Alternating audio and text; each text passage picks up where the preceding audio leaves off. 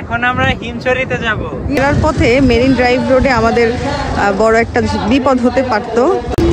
আসসালামু আলাইকুম এভরিওয়ান, আজকে কক্সবাজারে আমাদের তৃতীয় দিন। আর এখন আমরা একটা অটো রিজার্ভ করে চলে যাচ্ছি। কোথায় যাবো আমরা আজকে? হিমছড়ি না, হিমছড়ি যাব, লাল কাঁকড়ার বিচ, মিনি বান্দরবন, আর দেখি কোন কোন জায়গাগুলো ঘুরতে পারি।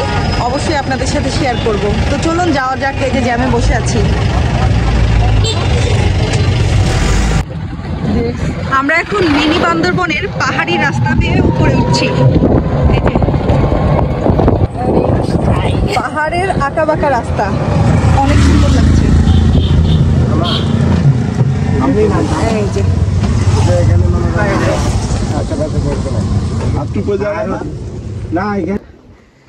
এই যে পাহাড়ে এখন চলছে ছবি তোলা তুলি। আমরা আজকে অটো নিয়ে এসেছি। এই যে অটোর ভিতরে আম্মু আর মেহেরিশ বসা আছে।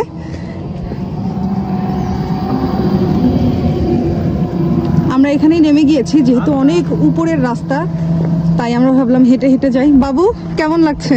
অনেক বেশি সুন্দর লাগতেছে। এসো।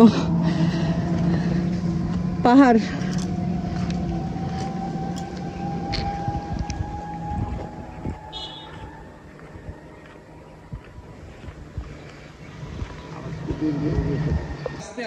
এই যে এখন আমরা একটু পাহাড়ের উপরে ওঠার চেষ্টা করছি। এখানে যেহেতু সিঁড়ি আছে। দাঁড়া দাঁড়া দাঁড়া, এখানে দাঁড়া।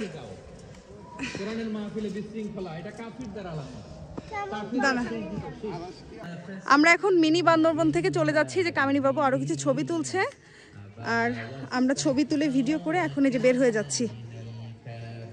আর আস্তে আস্তে বাবা, আস্তে, বি কেয়ারফুল। একটুর জন্য বেঁচে গেছি, আলহামদুলিল্লাহ আলহামদুলিল্লাহ।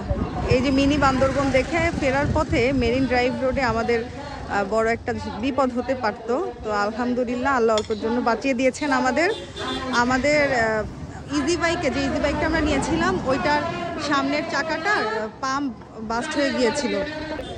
এখন আমরা লাল কাঁকড়ার বিচে এসেছি। এই যে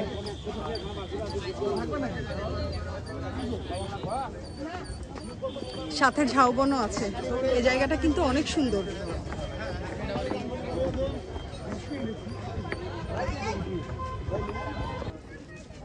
এই যে ঝাউবন, এই জায়গাটা কিন্তু অনেক সুন্দর।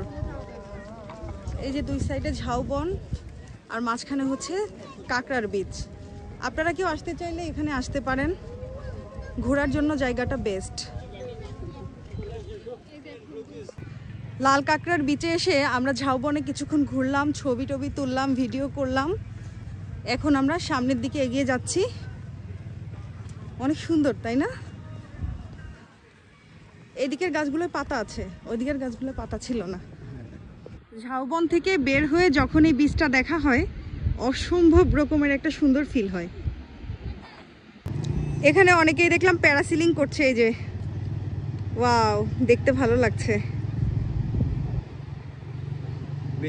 বাবু, এখন আমরা কোথায় যাব? এখন আমরা হিমছড়িতে যাব। এখানে যে গর্তগুলো দেখা যাচ্ছে, এগুলো সব লাল কাঁকড়ার বাসা।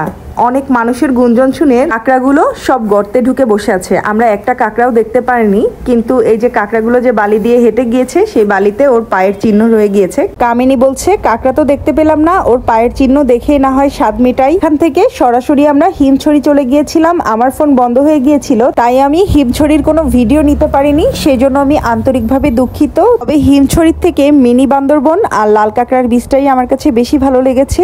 এটা সম্পূর্ণটা আমার ব্যক্তিগত মতামত। তো আজকের ভিডিও এখানেই শেষ করছি। সবাই ভালো থাকবেন, সুস্থ থাকবেন। আল্লাহ হাফেজ।